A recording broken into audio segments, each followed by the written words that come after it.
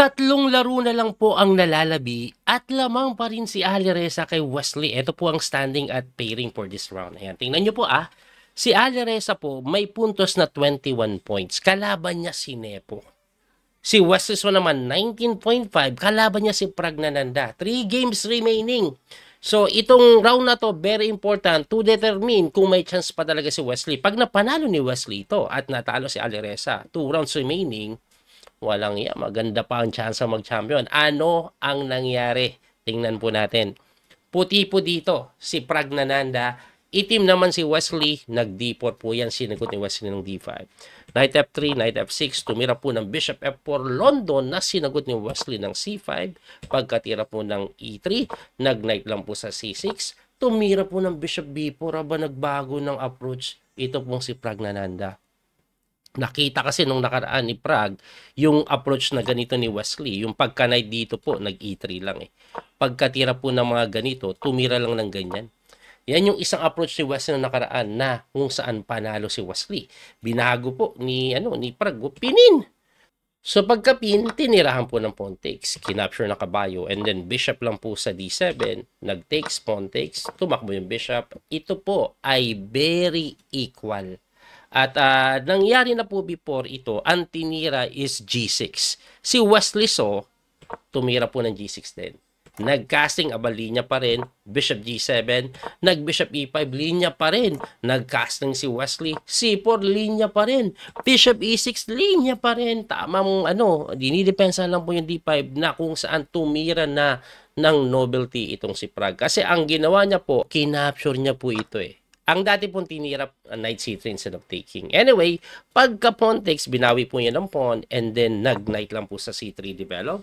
Tumira po ng knight e4 si Wesley. Pinapalit niya, no? So, ang gusto niya mangyari pagka takes, or even may capture pala dito. Kaya, ang ginawa po ni Pragnananda, tinig siya muna. Binawi po yan. And then, nag-queen check na paatras po yung kabayo. Kasi pag hindi niya inatras, gumalaw lang yung king, malilibre yung pawn. At pagkatras, rook c8 lang, na sinagot ng queen b6, nag-knight lang po sa may a4, tinix po yan, binawi, and then rook lang sa may b8. Again, very equal po yung posisyon. Inaatake yung pawn, kaya tumira po yan ng b3. Pagka b3, Wesley, bishop d7 lang. Anong purpose niyan? Inaatake yung kabayo. Pangalawa, bad bishop po kasi ito. So, hindi po ganun kaganda yung bishop na yan dahil yung kanyang pawn nasa puti.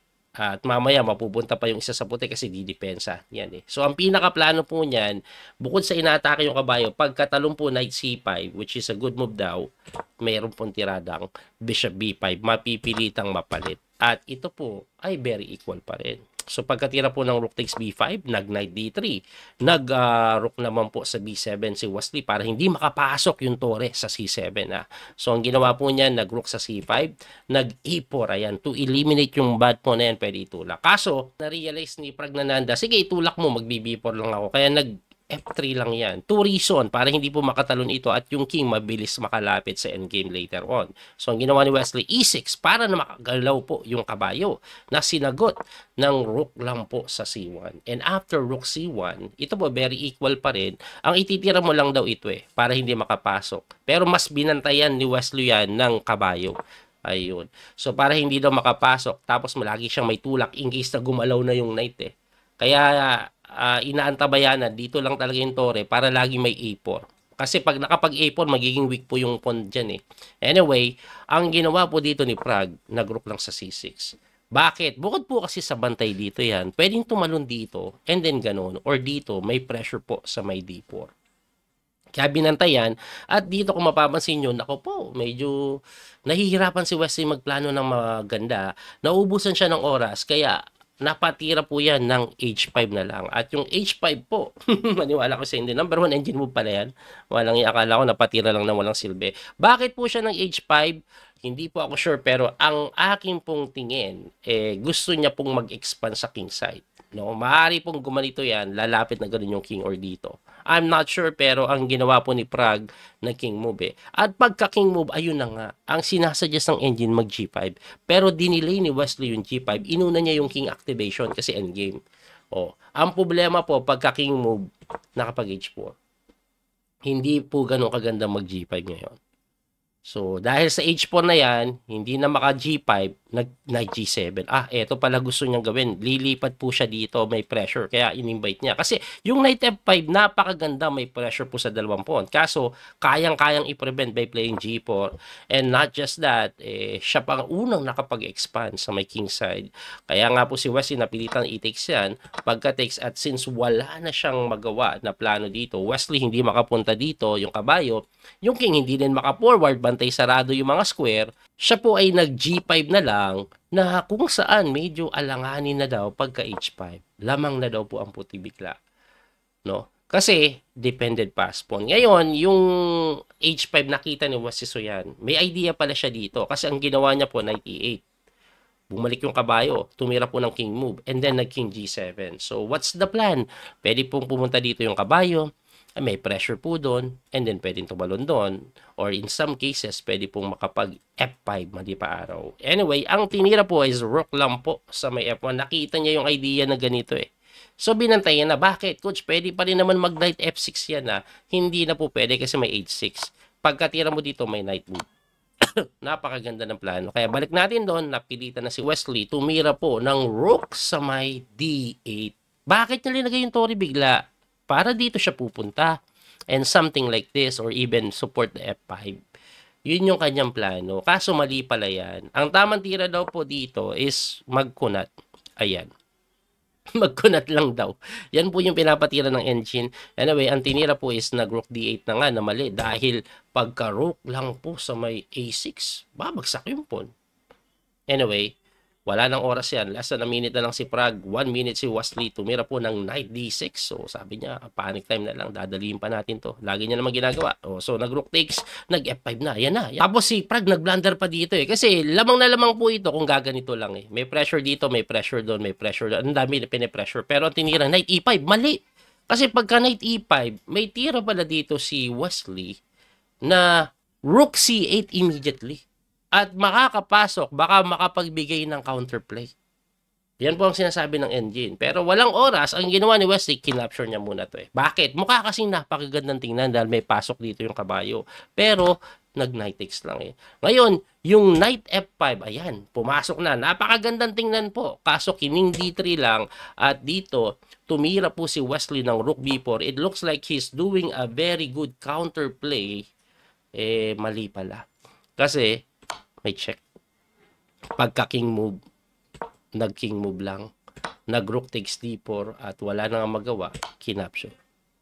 At dahil doon, takes, ito po ay completely winning na sa white. Ngayon, ibabalik lang po natin ng konti. Bakit kasi biglang tinakes po ito ni Wesley? Pwede naman po siguro bumalik lang. Kasi po, pag bumalik ka, naging passive ka na, wala na po. Yung pawn po ang tatapos sa'yo. Itutulak lang eh. Itutulak lang po. Hindi na po pwede yung mga ganyan kasi may check po. Ayan, mate. So, kaya, ayun na nga, napunta doon. Ayan, napunta sa endgame na to. Ayan, so, ang daming pawn ni Prague. I mean, equal yung pawn pero sabog po yung pawn niya. At pagkatulak nga na yan, umangat at chinek lang tapos ang laban. Ibalik lang po natin, coach, ba't hindi na lang binantayan ng king? Kasi may ganito. Ubos. Limas po yung pawn. May dalawang pass pawn po doon. So, misay. At dahil sa talo na yan, ang nakakalungkot pa, nanalo si Alireza kay Nepo. So, ibig sabihin, last 2 rounds, ang lamang ni Alireza, 2.5. Wala nang chance manalo. So, next round, ang matindi pa nga, Wesley! Natalo na naman. Pero yung pagkatalo niya, kakabigla eh. Ayan no. Ito po, ayan no. Equal lang po yung endgame. Equal lang po na endgame yan. Opposite bishop, pareho ng tigisang pawn. So, supposed to be very easy draw. Pero naipatalo niya to kay Hikaru sa drawish position. Tingin ko po, na-drop to eh. Naubusan siguro to ng oras. Kasi dito po, ayan, drawish pa rin to eh. Ayan, drawish pa rin yan eh. Kasi po, pag pinopromote ito, isa-sacrifice na yung bishop yan. Drawish po yung knight, bishop and rook versus rook. So, eto po, tingnan nyo po yung pagkakatira dito. Ayan, ayan. Oh, ayun, ayun yung pagkatalo. Nakita nyo? Pinakain. Pero tingin ko, hindi nangyari yan. Tingin ko, nabusan to ng oras eh. Ayan. Kasi drawish to, itakbo mo lang yung bishop mo. Ayan o. Tabla to eh. Again, yung mga ganyan, hindi ka dapat kabahan. Kasi nga, pwede mo lang iharang. O, drawish lang po ito. Matatabla po ito. Walang panalo. Anyway, kahit po natalo si Wesley So dyan, yung last game niya po ay nauwi sa tabla, which is more than enough para makuha niya po yung second place. Ito po ang standing. Tingnan niyo po. Champion si Alireza with 23 points. Wesley So with 20 points, second place solo. Tapos si Caro nakahabol, third place pa. Lebon Arwan yan. Ayan, sila MBL, Fabiano Caruana, Ian Nepo, Noderbeck, si Dominguez, at si Pragnananda medyo nasa ilalim. Anyway, second place pa rin si Grandmaster Wesley So. At marami na po nang babash kay Wesley ulit ha. Sabi ba naman, mag-ano na lang daw, mag-retire na lang daw. Ang nakakatawa dito, napansin nila si Wesley na may talo pero nag-second place at mag-retire na daw. Do ibig sabihin sila Hikaru, sila Lebon, MBL, Fabiano Caruana, Nepo, Noderbeck, Dominguez, Pragnananda, kailangan na din mag-retire kasi ang layo ng diferensya ni Wesley sa kanila. Mas mataas si Wesley. Just saying. Anyway, sana po nag-enjoy kayo. May natutunan sa video na to. Muli, ito po yung Coach Billy Master, Daniel Causo. Hanggang sa muling pagkikita. God bless. Don't forget to like and share. Thank you. Follow and subscribe. Bye-bye po mga kabiyahe. Maraming salamat ulit. That little mouse, 'cause I'm an albatross.